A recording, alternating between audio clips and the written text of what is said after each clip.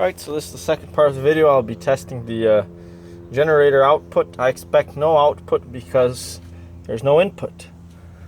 At least that's what I think. So this green wire here is the one that goes to the alternate, to the generator, and this one here is the orange one that goes to the A terminal. This one goes to the F terminal. As you can see, there's nothing here where there should be. There should be something here. Another one of these little things here. But there isn't. So I'm expecting that there will be no output because there's no input.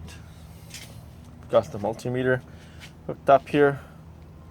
Switch it to 200.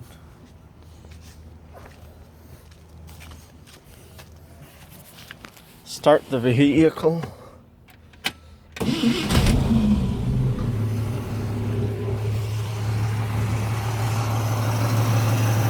See, we're getting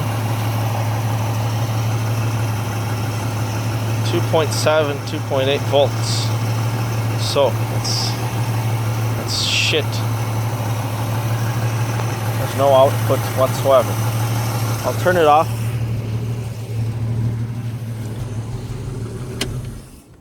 I'll repeat the test, but this time I will have the I'm going to bypass that terminal there,